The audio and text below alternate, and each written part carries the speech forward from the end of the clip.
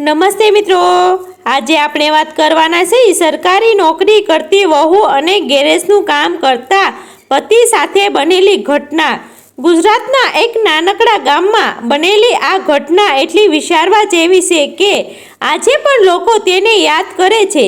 ગામ સામાન્ય હતું, લોકો સામાન્ય હતા, પણ ત્યાં બનેલી એક ઘટના ઘણા લોકોના વિચારો બદલી નાખે એવી હતી। ગામમાં રહેતો એક યુવાન હતો, દિવ્યેશ।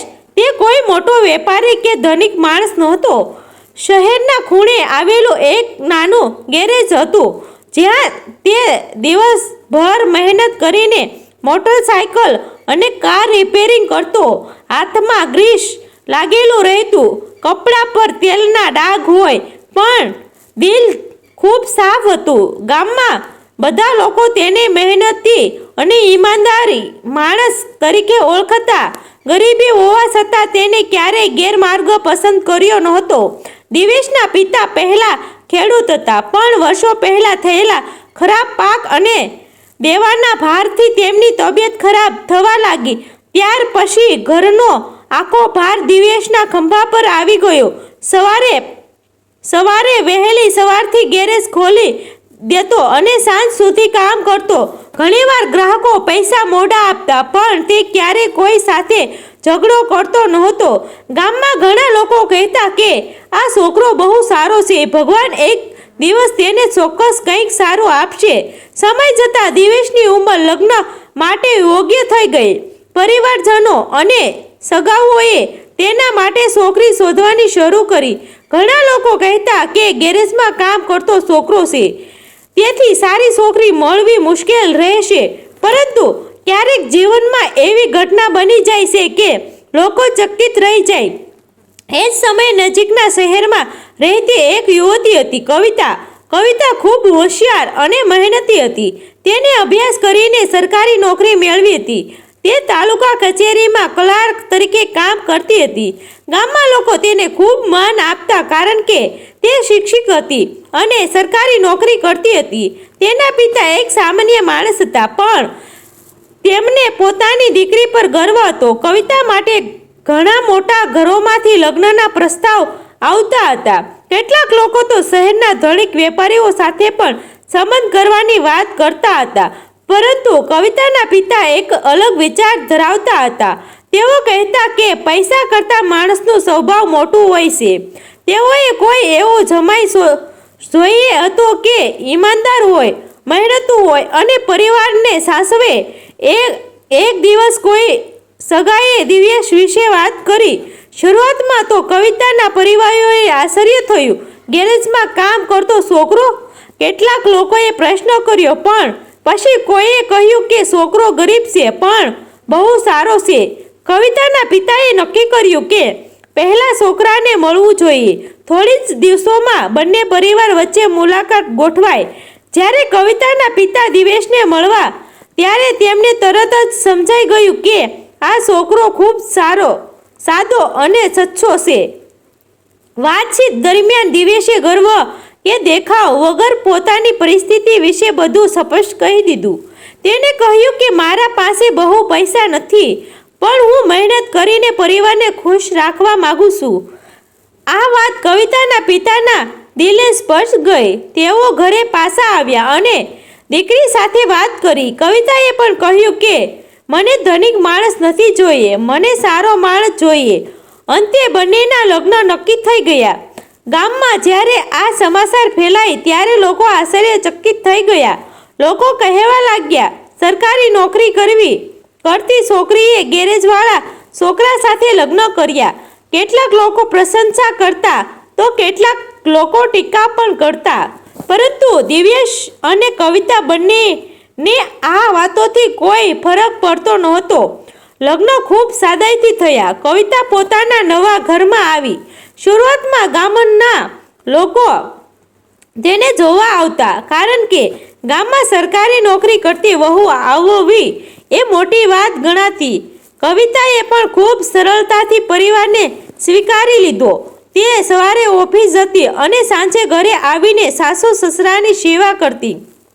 દિવ્યેશ દિવસભર ગેરેજમાં કામ કરતો।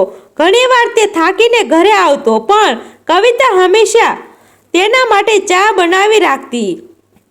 બંને વચ્ચે ખૂબ સારો સમજૂતીનો સંબંધ હતો. તેઓ એકબીજાને ખૂબ માન આપતા, પરંતુ ગામમાં કેટલાક લોકો એવા પણ હતા જેમને આ સંબંધ પસંદ નહોતો.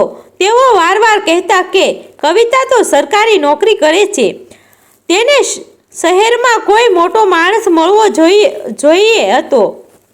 કેટલીક સ્ત્રીઓ તો તેની સામે પણ એવી વાતો કરી દેતી, પરંતુ કવિતા હંમેશા શાંતિથી જવાબ આપતી, મારા પતિ મહેનત કરે છે, એ જ મારા માટે સૌથી મોટું ગર્વ છે. સમય પસાર થતો ગયો, બંનેનું જીવન ધીમે ધીમે સુખી બનતું ગયું. પરંતુ એક દિવસ એવી ઘટના બની કે આખા ગામમાં ચર્ચા થઈ ગઈ. સમય શાંતિથી પસાર થતો ગયો. દિવ્યેશ અને કવિતાનું જીવન બહારથી સામાન્ય લાગતું હતું, પરંતુ તેમની વચ્ચેનો પ્રેમ અને સમજણ દિવસ પ્રતિદિન વધારે મજબૂત બનતી હતી.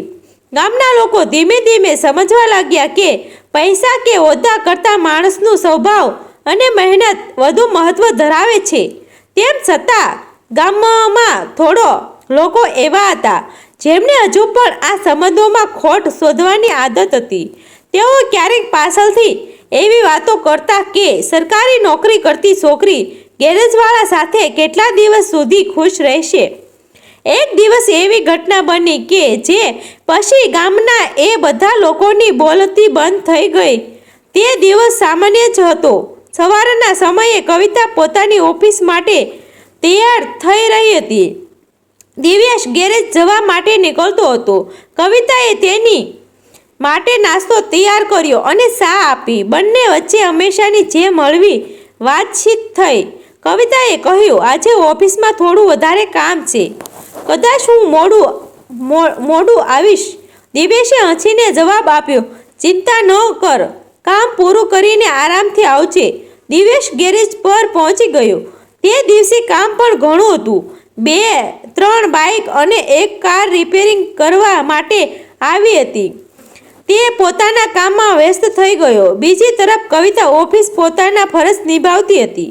બપોર પછી અચાનક ગેરેજ પાસે એક મોટરસાઇકલ ઝડપથી આવી અને રોકાઈ. તેમાં બેઠેલો માણસ ઉતાવળમાં હતો.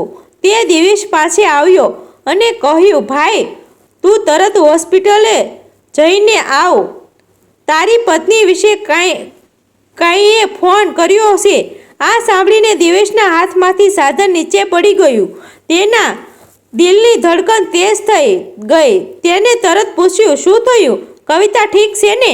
માણસે કહ્યું કે ઓફિસથી ઘરે જતા રસ્તામાં કવિતાને અચાનક ચક્કર આવ્યા હતા અને તે રોડ પાસે બેસી ગઈ હતી. કોઈ ઓળખીતાએ તેને નજીકની હોસ્પિટલમાં લઈ ગયા હતા. આ સાંભળીને દિવ્યેશ ગભરાઈ ગયો. તેને ગેરેજ બંધ કર્યો અને તરત હોસ્પિટલ તરફ દોડી ગયો. રસ્તા દરમિયાન તેના મનમાં અનેક વિચારો આવવા લાગ્યા. કવિતાને શું થયું હશે? સવારે તો બધું ઠીક હતું. થોડા સમય પછી તે હોસ્પિટલ પહોંચ્યો. અંદર ગયો ત્યારે કવિતા બેડ પર બેસેલી હતી અને ડૉક્ટર તેની તપાસ કરી રહ્યા હતા. દિવ્યેશને જોઈને કવિતાએ સ્મિત કર્યું. દિવ્યેશની આંખોમાં ચિંતા સ્પષ્ટ દેખાતી હતી. ડૉક્ટરે કહ્યું કે વધારે ચિંતા કરવાની જરૂર નથી. કામના થાક અને કમજોરીને કારણે તેને ચક્કર આવ્યા હતા. થોડો આરામ અને યોગ્ય ખોરાક લેવાથી બધું ઠીક થઈ જશે. દિવ્યેશે રાહતનો શ્વાસ લીધો. તે કવિતાની પાસે બેસી ગયો અને કહ્યું, તારે તારી તબિયતનું ધ્યાન રાખવું જોઈએ. કવિતાએ હળવેથી જવાબ આપ્યો, હા, હવે રાખીશ. પરંતુ આ ઘટના પછી થોડા દિવસોમાં બીજી મોટી વાત સામે આવી. ડૉક્ટરે તપાસ દરમિયાન કહ્યું કે કવિતા માતા બનવાની છે. આ સમાચાર સાંભળીને દિવ્યેશ ખૂબ ખુશ થયો. તેની આંખોમાં આનંદના આંસુ આવી ગયા. ઘરે જઈને જ્યારે આ સમાચાર પરિવારને જણાવ્યા ત્યારે આખા ઘરમાં ખુશીનો માહોલ બની ગયો. ગામમાં પણ ધીમે ધીમે આ વાત ફેલાઈ ગઈ. જે લોકો પહેલાં આ સંબંધ પર પ્રશ્ન ઉઠાવતા હતા તેઓ હવે મૌન થઈ ગયા. તેઓ સમજવા લાગ્યા કે સુખ પૈસા કે હોદ્દામાં નથી, પરંતુ પૈસા અને સમજણમાં છે. દિવ્યેશે હજુ હવે વધુ મહેનત કરવાનું શરૂ કર્યું. તે ઈચ્છતો હતો કે તેના બાળકને કોઈ તકલીફ ન પડે. ગેરેજમાં કામ કરીને તે ધીમે ધીમે પૈસા બચાવવા લાગ્યો. બીજી તરફ કવિતા પણ પોતાના કામ સાથે સાથે પરિવારનું ધ્યાન રાખતી. સમય પસાર થયો અને આખરે તે દિવસે આવ્યો જ્યારે કવિતાએ એક સુંદર દીકરાને જન્મ આપ્યો. ઘરમાં ખુશીનો માહોલ છવાઈ ગયો. દિવેશે પોતાના બાળકને હાથમાં લીધો ત્યારે તેને લાગ્યું કે તેની આખી મહેનત સફળ થઈ ગઈ છે. ગામના ઘણા લોકો હોસ્પિટલમાં તેમને મળવા આવ્યા. તેમાં કેટલાક એવા લોકો પણ હતા જેમણે પહેલાં તેમની ટીકા કરી હતી. હવે તેઓ દિવેશને કહેતા હતા, તમે બંને સારા અર્થમાં સારા જીવનસાથી છો. દિવેશે માત્ર એટલું જ કહ્યું, જીવનમાં માણસ મોટો હોવો જોઈએ, કામ નાનું મોટું નથી હોતું. આ ઘટના પછી ગામમાં એક મોટી શીખ ફેલાઈ. લોકો સમજવા લાગ્યા કે સરકારી નોકરી હોય કે ગેરેજનું કામ, સાચો સન્માન તો મહેનત અને સચ્ચાઈમાં છે. દિવેશ અને કવિતા આજે પણ એ જ સાદગીથી જીવન જીવે છે. ગેરેજ હજુ પણ છે, કવિતાની નોકરી હજુ પણ ચાલુ છે, પણ હવે લોકો તેમને ઉદાહરણ તરીકે જોવે છે. મિત્રો, આ વાર્તા સત્ય આધારિત છે. તેમાં આવતા પાત્રોના નામ અમે બદલેલા છે. આવા જ વિડીયો જોવા માટે અમારી ચેનલ સાથે બન્યા રહેજો. ગમે તો શેર કરી દેજો. આભાર મિત્રો.